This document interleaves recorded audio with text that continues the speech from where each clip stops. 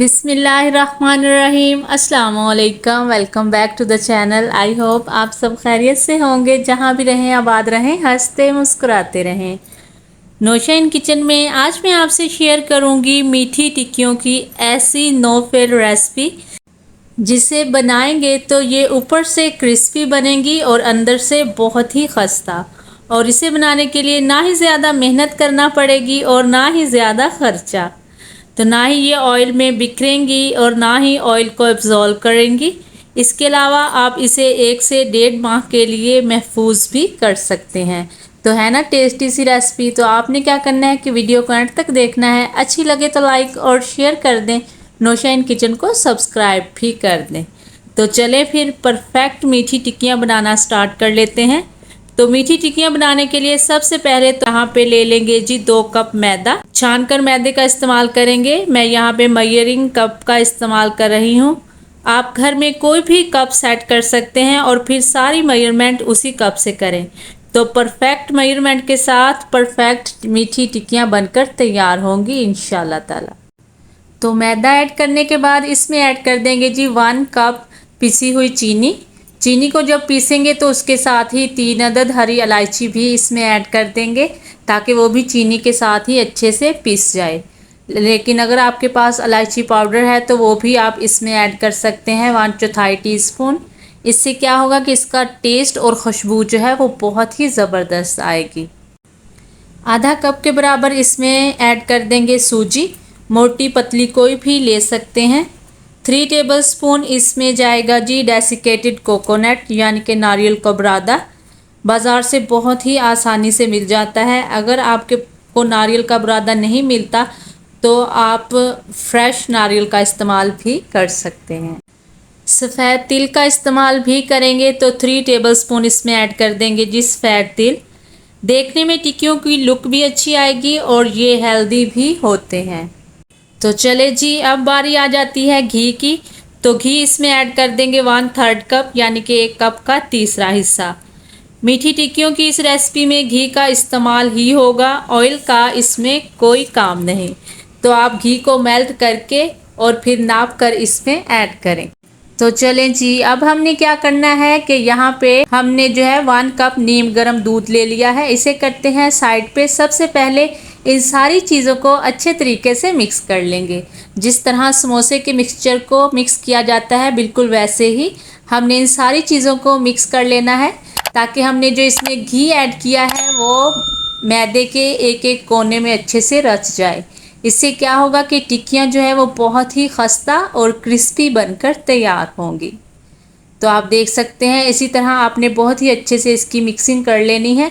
तो देखिए जी, बहुत अच्छे से मिक्सिंग हो चुकी है। और जब जो हमने नीम गर्म दूध लिया है, थोड़ा थोड़ा दूध इसमें ऐड करते जाएंगे और इसे मिक्स करते जाएंगे।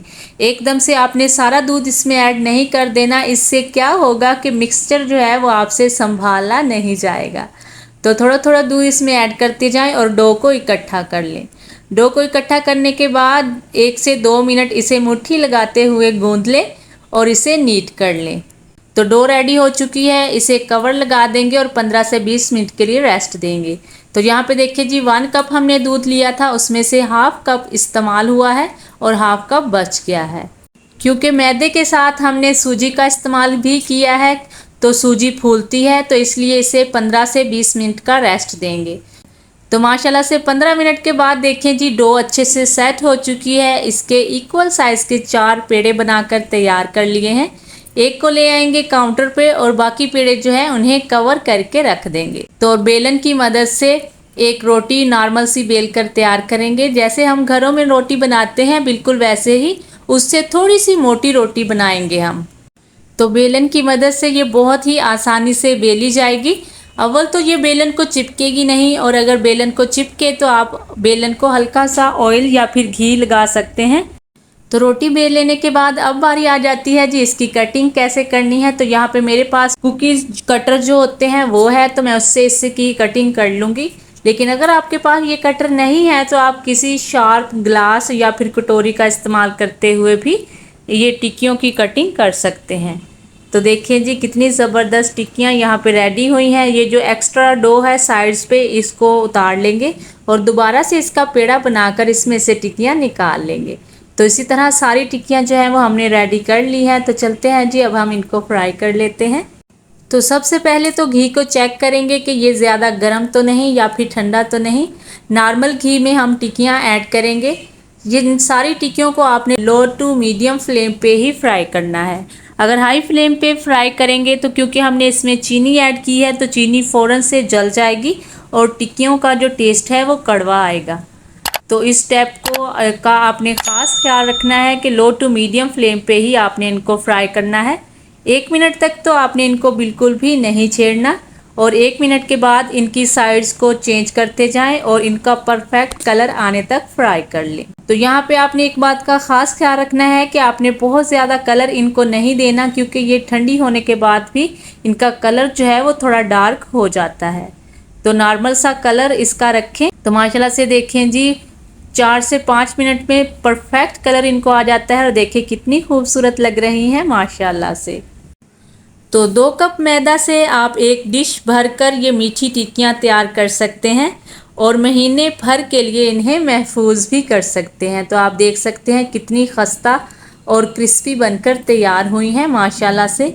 आप ज़रा इनका क्रिस्प चेक करें कि ये कितनी क्रिस्पी बनी।